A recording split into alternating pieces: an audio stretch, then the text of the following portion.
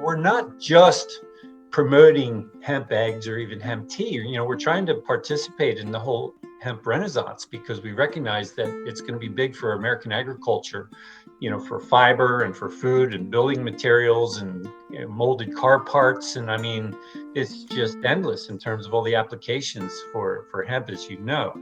And so it's a big deal. Now, specifically on the hemp egg, we don't think that's ever been done before. That's Dave Andrews from Kreider Farms, the Lancaster County, Pennsylvania-based company that has just brought to market the nation's first hemp-fed eggs under the name Chiques Creek. This is the Lancaster Farming Industrial Hemp Podcast. My name is Eric Herlock, and today I'll be talking to Dave about Chiques Creek Hemp Eggs. We'll get into the nutritional value, we'll talk about the legal hurdles they had to go through to bring these to markets, the challenge of sourcing hemp for feed, and we'll talk about why Kreider Farms wanted to get into the hemp space in the first place. All that and more on today's show. First, a quick word from our sponsor, IND Hemp.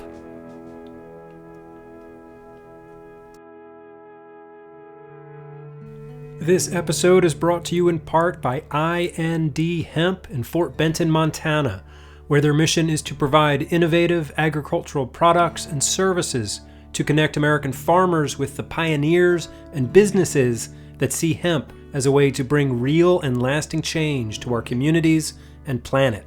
IND Hemp.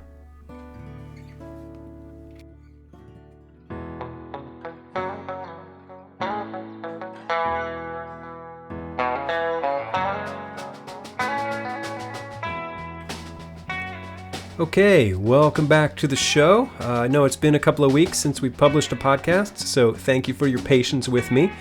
I've been busy working on the final episode of the year.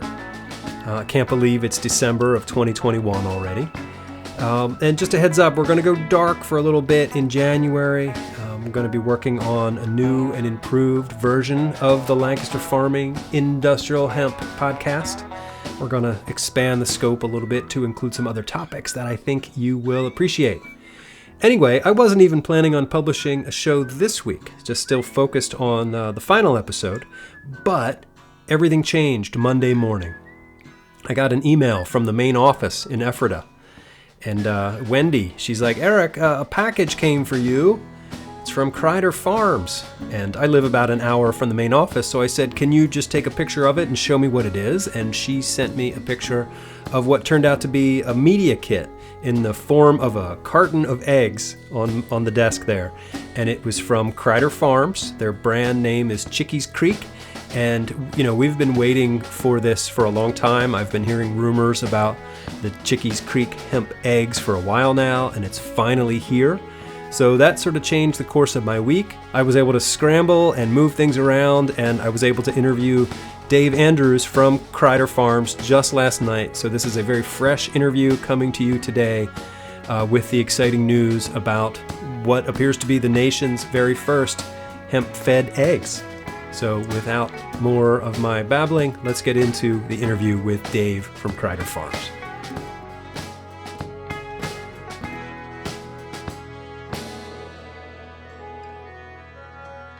Dave Andrews, Vice President of Sales and Marketing at Kreider Farms. Welcome to the Lancaster Farming Industrial Hemp Podcast. How are you doing? I'm doing great. Thanks for having me. Yeah, so some exciting news from Kreider Farms this week. The announcement, something we've been waiting for in the hemp industry now for a while, but Chiques Creek Hemp Eggs are finally getting to market. Congratulations, that's very exciting. Yeah, thank you. It is very exciting. And I know we've been working hard on this for several years now. And, things take a little longer than you think they're going to. Yeah. And so we were hoping to be launching this about a year ago. Okay. But, things, required a little more due diligence, which we had to go through. And then, of course, COVID, as with a lot of things, delayed, things from happening. And so that was part of it, I think. But, that's par for the course, and we're just rolling with it. But we're very excited now that we're finally able to, get the product out onto some store shelves. Right. Well, it's a big deal for Kreiders. It's a big deal for the poultry industry, and I think it's a big deal for the hemp industry. Can you tell me from your perspective why it's a big deal?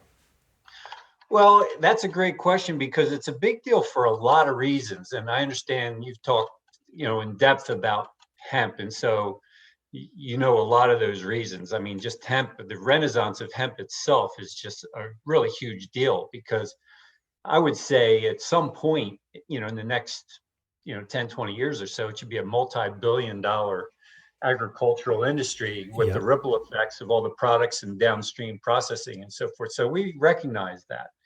And of course, we recognized that when rumors started going around several years ago. I think back in around 2016, the rumors started going around that industrial hemp would be making a comeback, and so we were very interested early on Sure. because we are an agricultural company.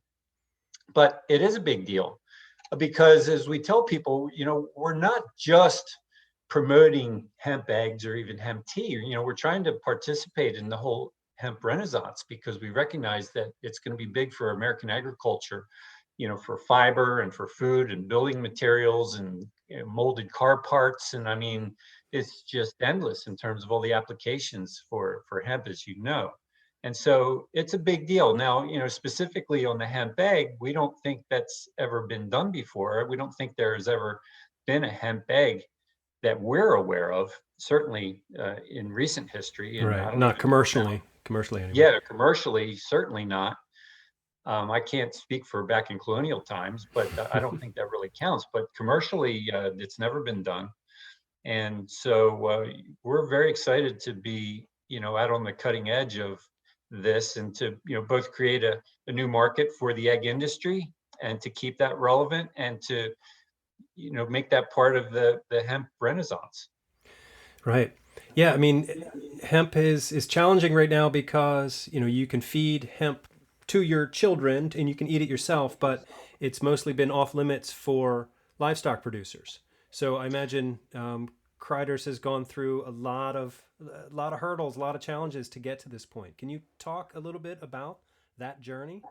Yeah, I can. I mean, obviously, there's things that we don't want to discuss, but there's plenty that I can, because as you said, that there have been a lot more regulations and hurdles to go through to bring a hemp egg because we're feeding it to the animals. And so, we came out with a hemp tea in the summer of 2019, and that was pretty straightforward. But when you talk about feeding livestock, that just raises a whole different array of issues that we had to entertain. And so fortunately for us, we have a lot of experience in that area because Kreider Farms, we're one of the largest egg producers in the United States, and we were the second egg farm in the United States and the first one east of the Mississippi to uh, gain what's called SQF certification over 10 years ago. And what that means is safe quality food.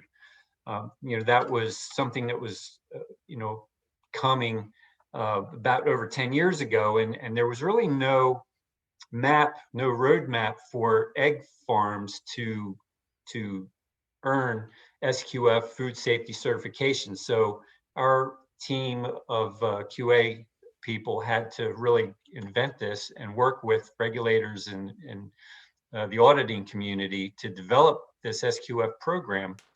And it took us about a year actually to do that. So, but over the years, we've developed a very sophisticated QA department who's very professional.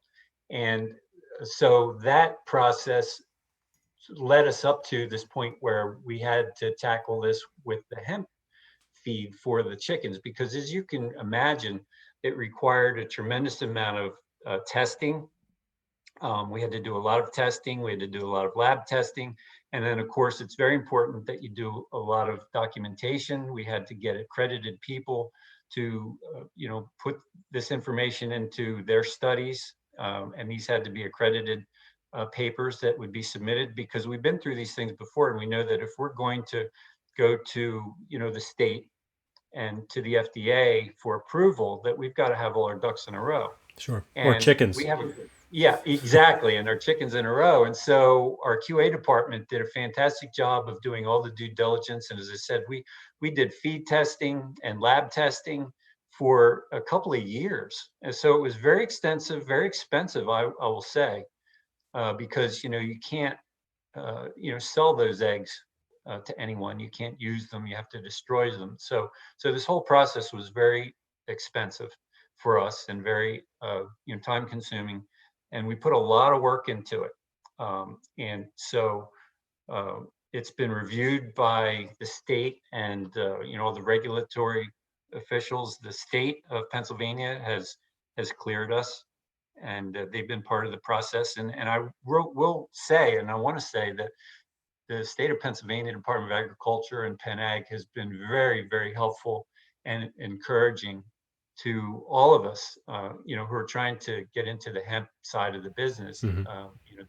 I don't think we could be where we are today if it weren't for the state of Pennsylvania, because Pennsylvania is a huge agricultural state, Sure. and we're the fourth largest egg producer in the United States. So the Department of Agriculture was very helpful, and as I said, very encouraging to us all along the way, always squarely behind us with our efforts.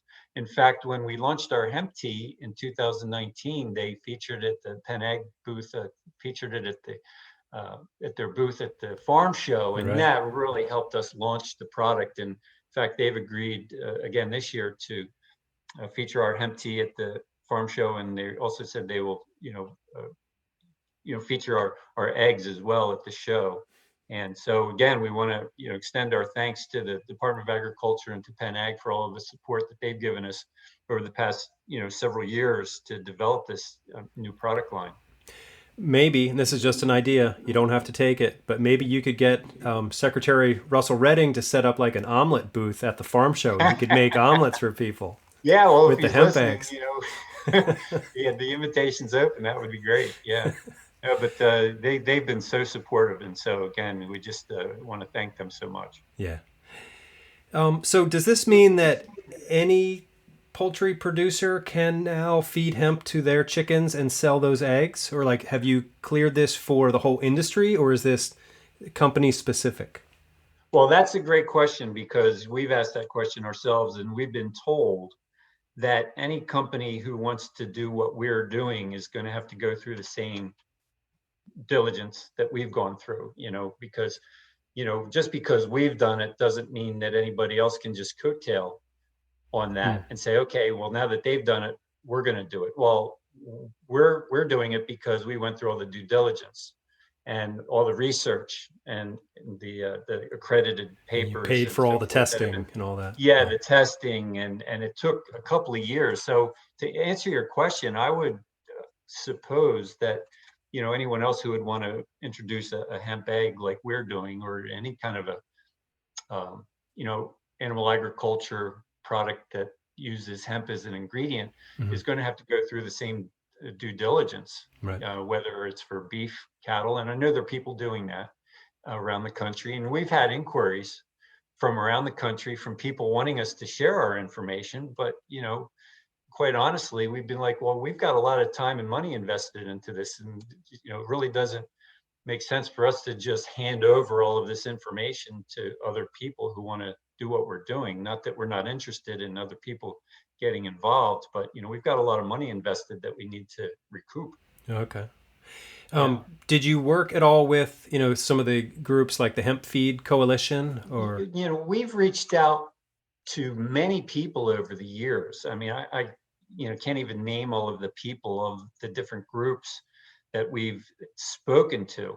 I don't say that we've really, consulted with them per se on our project, although I think Mhm. we've chatted with just about everybody over the Okay. past several years. Yeah. So I don't know if that really answers Okay. your question.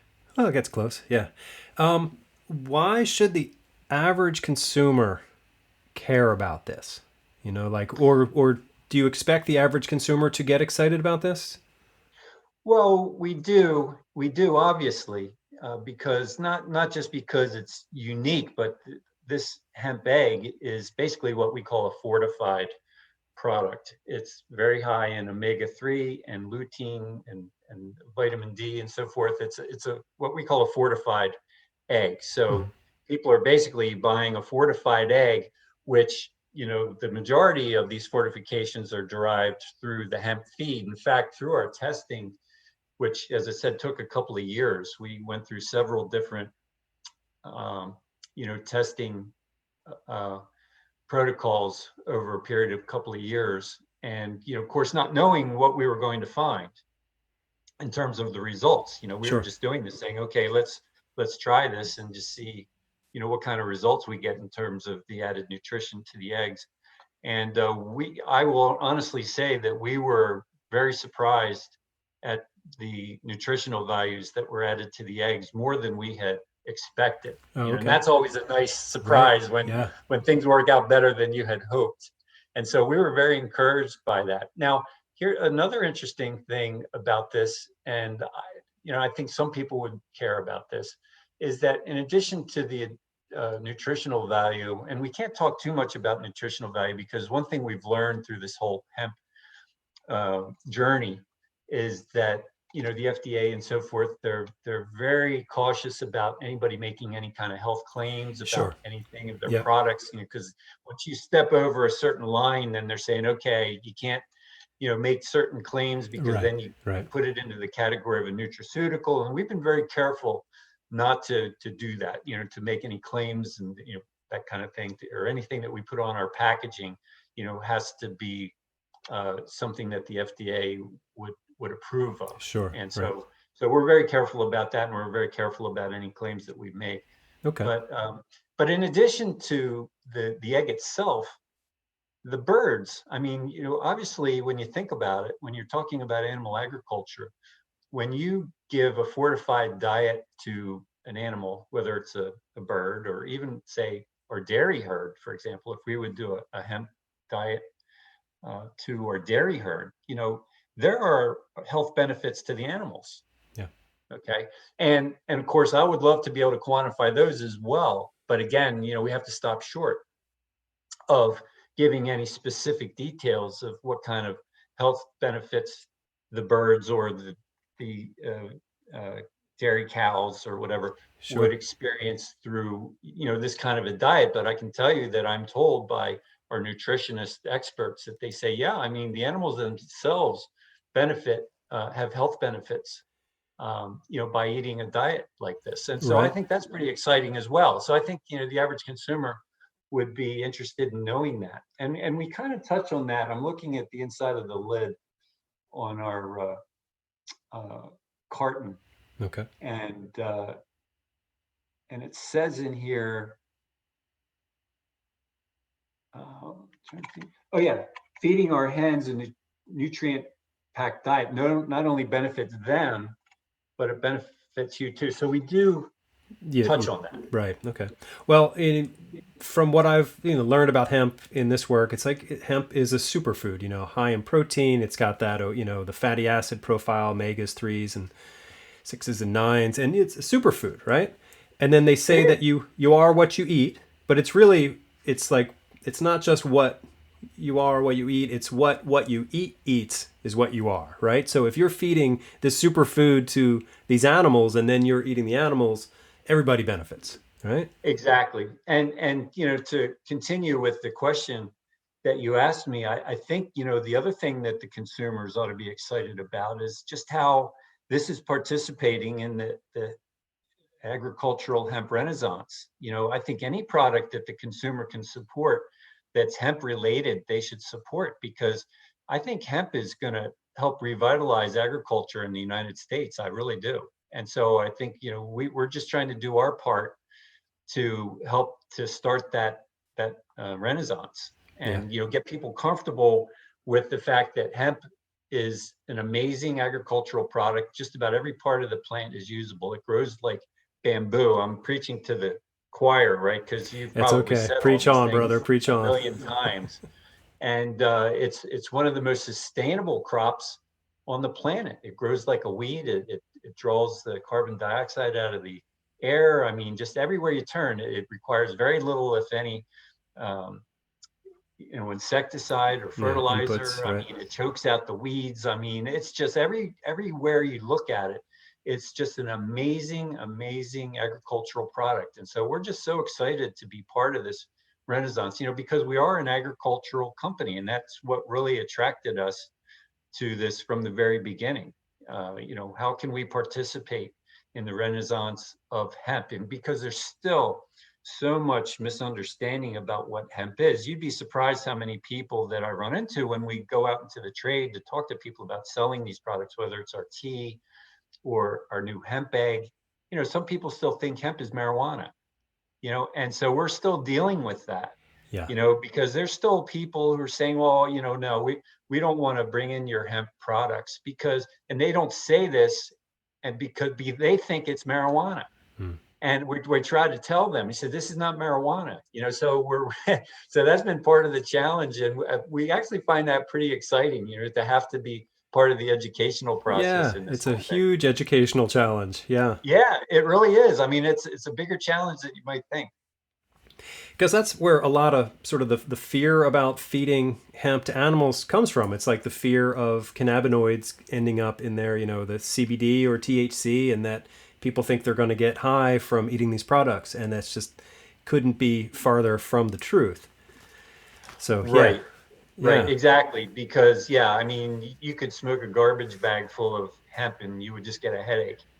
I mean, it's not. There's no THC, no psychoactive Right. compounds There in it. there might be And then some of course, medicinal benefits though from smoking yeah. the Oh, hemp, but yeah. yeah, yeah. Well, who knows? I really can't go there. I don't know, but really, and even if there were, it's not going to get into through animal agriculture. It's Right. not going to get Right. into the egg. Yeah. I Yeah, I mean, so hear it's I hear perfectly things like safe. that all the time. Like people, they always ask, like about a shirt made out of hemp. Oh, can I?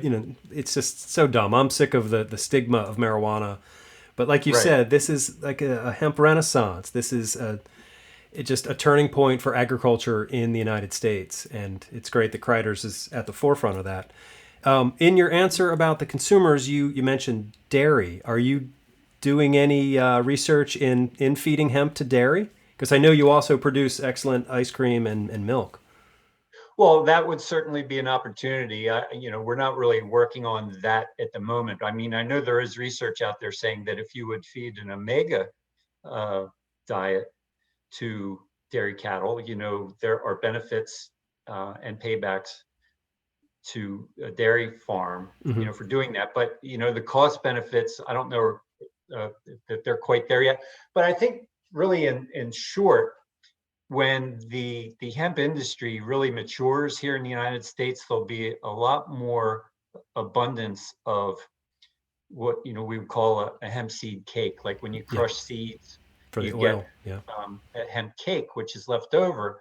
And right now, it's hard to come by, and we're paying a bit of a premium for it because it is kind of rare right now in the United States because we're just in an infancy here in the United States. Hmm. But at some point, and hopefully in the not too distant future, when there's a lot of seeds being crushed in the United States, the cost of hemp seed cake that could be used for animal feed will drop in price Yeah. so that it would be competitive with other proteins that you can feed to livestock. And I think there will come a time where, on a cost basis, that hemp will be a desirable animal feed, for all sorts of livestock, for beef cattle, for dairy cows, I think, but right now it's cost prohibitive, to feed Right. most livestock for that. Right, because the supply chains just aren't there yet. We're not quite Right, there yet. right. And we, networked ourselves into some supply chain,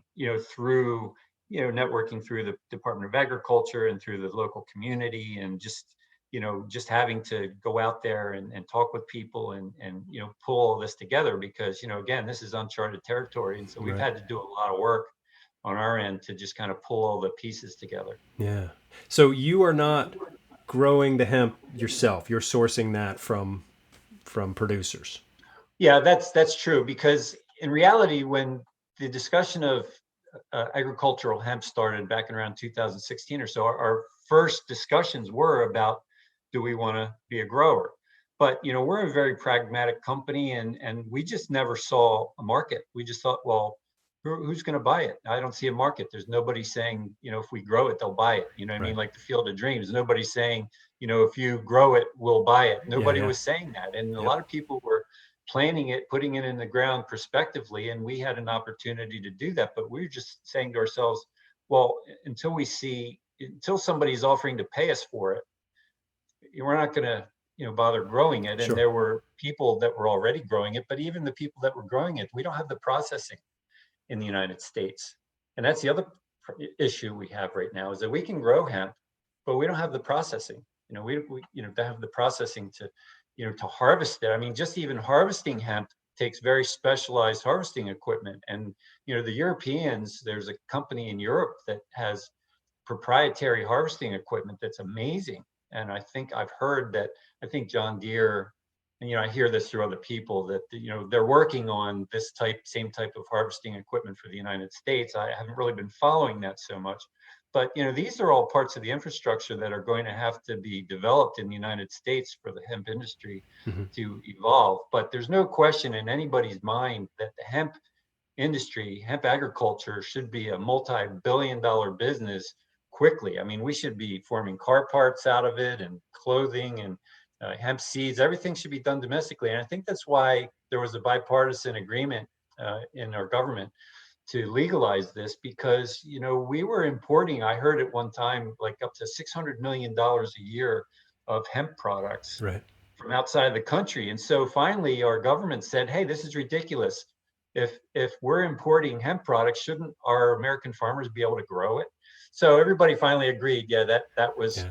reasonable. I think But that was the then, last bipartisan thing that ever happened yeah, in America. yeah, right. And so, but see, now the issue is that you've got countries like Canada and some European countries that are 25, 30 years ahead of us in Sure. terms of the processing.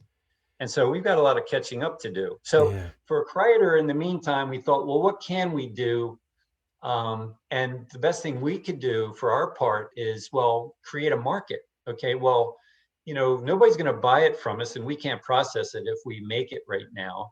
But we can use it, Sure. by developing a hemp tea and by developing a hemp egg, and really create a market that, so as processing and agriculture does develop,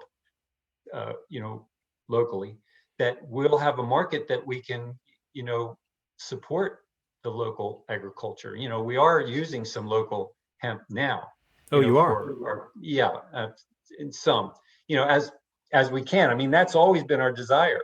I Yeah. mean, we want to have made from hemp made or grown in Pennsylvania on all our products.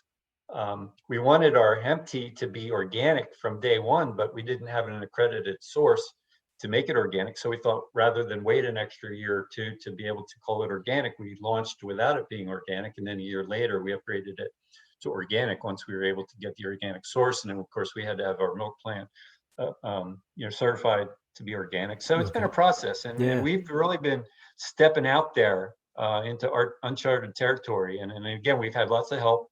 And, I can't stress enough, again, how much support we've had from the state of Pennsylvania and Department of Agriculture. Again, it's been a team effort. Yeah, good. So I know, like, you would love to source all of the hemp seed from Pennsylvania. Oh, absolutely. Are you getting some in from Canada? Is that where it's coming from now? Yeah, it's coming in from various places. There may be some coming in, but I'm not necessarily sure about that, because I really have kind of lost touch with that side of it. Sure. On the, Yeah. because I've been involved with this from the very beginning, but those kind of details, I'm not that familiar with, and I'm not sure we really, want to disclose that. But yeah, from the very beginning, we've always wanted this to be about local Pennsylvania grown hemp, and so that's our goal. That's always been our goal. Good. And we've been telling people that from the very beginning, is that we want to have made from hemp grown in Pennsylvania on all our packaging. So Yeah. we're definitely pushing as hard as we can in that direction. Yeah, I applaud those efforts. Yeah, once it's approved for feed for, all different types of livestock, it's going to crack the industry wide open, at least in my opinion. It's going to be good for hemp farmers. Obviously, it's going to be great for livestock poultry people, it's going to be good. Well, yeah, it's going to be good, but like I said, you have to have that has to be you know secondary because it's really the feed is really a byproduct. Okay, because you can't grow hemp just for feed. You know what I'm saying? You've I got to do, grow yep. hemp for the fiber, for the CBD, for um, you know, for the seeds themselves. You have to have a market for the whole plant. And then you have to have a large crushing operation of the seeds, which has to be domestic. And then the cake that's created as a kind of a waste product, Sure. byproduct, Yep. Yep. then can be at a reasonable cost for animal agriculture. But you would never in a million years be able to afford to feed animals, hemp cake that was grown just for that purpose. It would be way too expensive. Right. It has to be it has to be a byproduct of a much larger Right. infrastructure. Like a refinery model, like where Correct. the Yeah, inputs it come has in to and it be. gets broken up into lots of different supply Yeah, chains. there Yeah. has to be like big seed crushing facilities around the country, just creating truckloads of seed cake, to crush oil, and then farmers could then buy that crushed seed cake, which still has a lot of protein Yep.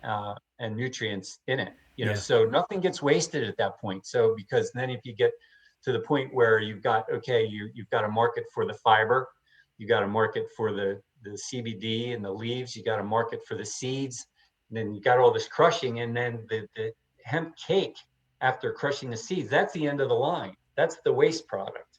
And that's what will become the animal feed, only though when it becomes at a surplus price. Right. Are you feeding hemp cake to the chickens now, or are you feeding them hemp hearts? We're using hemp cake that Okay. we are getting uh, locally, and and again, it's very expensive because it's hard to come by right now. So we're actually, we've got a high cost Yeah. to do this, but we're doing it with the understanding that the cost of this is going to drop. It has to drop. So we're really kind of subsidizing this Okay. to get it started because we know as there's more seed crushing done domestically that the price will come down. Right. You got to start somewhere, and it positions Kreiders as a leader in the space. Exactly. Yep. You've got to start somewhere. And so we're committed to it. We're investing in it, and we're doing what we have to do because we believe in the future of it. Yeah. Well, speaking of price, how much for a dozen eggs? Well, our suggested retail is about comparable to, like, say, an organic egg, say Like five, $6? 5.99, Okay. 5.99. Our SRP is 5.99 on a grocery store shelf, which is really in line with, if you look at a lot of the specialty eggs in an upscale store. I mean, that's right in line with, an organic egg and other types of specialty Right. cage-free eggs. Yep. So, Yep. so we feel it's competitive for what it is. Okay. Is there any taste or smell differences between traditional eggs with these hemp eggs? Well, I would say I've never really been able to be one to like fry two eggs and say one tastes better than another. But I'll tell you that, it does have a darker yolk Mm-hmm. than your standard egg because of all the lutein that is in the feed Yeah. makes the yolk a lot darker. And we're not talking about this being the best tasting egg. I know Eggland's Best has always promoted the fact that this is what America's best tasting egg. Well, I don't know who their panel is who tastes all these eggs around the country and Right. has declared that Eggland's Best Egg is the best tasting egg in America. I Well, just their don't their see it. marketing department decided that, Yeah, right? I honestly, just quite honestly, I personally, I really can't tell you. You get a fried egg and a little salt and pepper, and they all taste the same to me. All right. It's about the nutrition because one thing we say around our company is all eggs may look the same, but all eggs are not created equal. And that goes into animal welfare, that goes into food safety, and that goes into nutrition. Okay, so the eggs now are being marketed regionally here in Pennsylvania, southeastern Pennsylvania, at giant stores and a few other central PA locations. Do you have plans for a wider distribution? Oh, absolutely. Yeah. I mean, the Pennsylvania Department of Agriculture, who I've said has been so supportive, they've basically cleared us to say, look, we've approved this product and we've studied all of your materials and research, and we accept all of your research and data.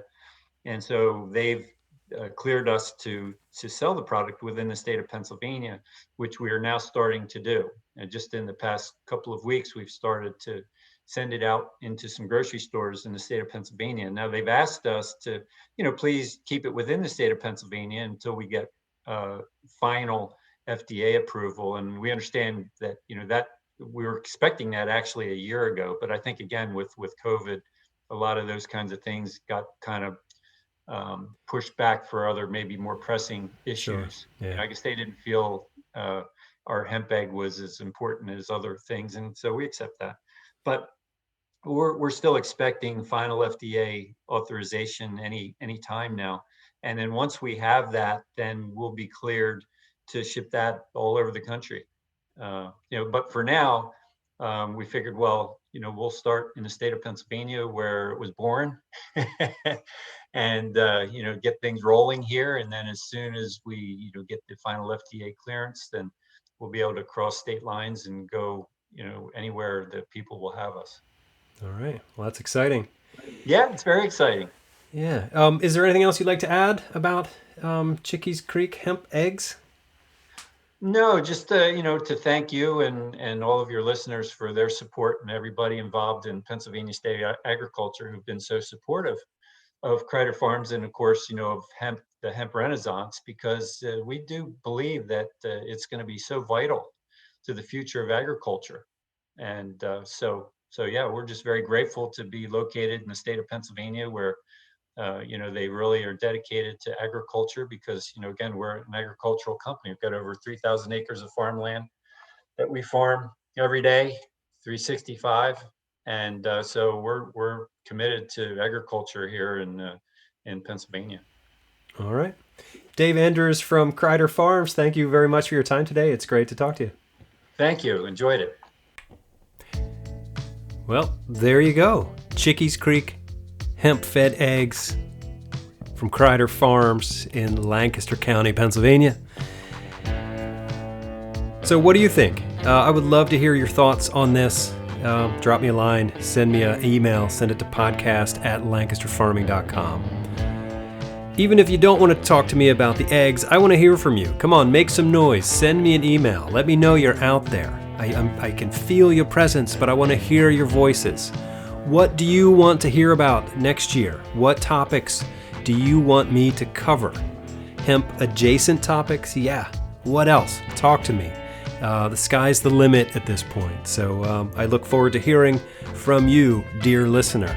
Again, my name is Eric Herlock. I am the digital editor at Lancaster Farming Newspaper, the greatest agricultural newspaper in the world.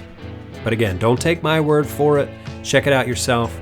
Go to lancasterfarming.com and also get yourself a subscription. We'll actually just send a newspaper to your house every week. It's old school. It's like a big fat newspaper full of the best things going for agriculture. So anyway, check it out. Thanks again for listening to our show.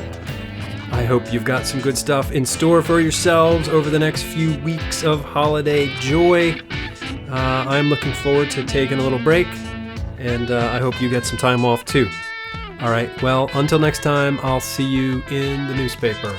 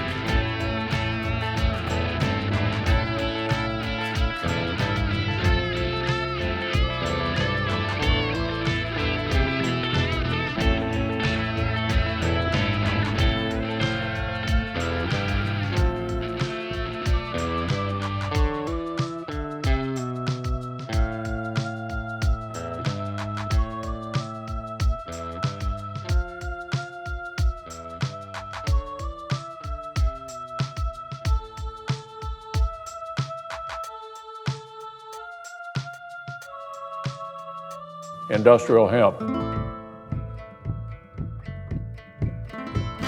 Episode 170 of the Lancaster Farming Industrial Hemp Podcast is copyright 2021 by Lancaster Farming Newspaper, which is part of the Steinman Communications family. Today's show was written and recorded, edited, and produced by Eric Herlock, and any music you hear throughout the show is courtesy of Tin Bird Shadow.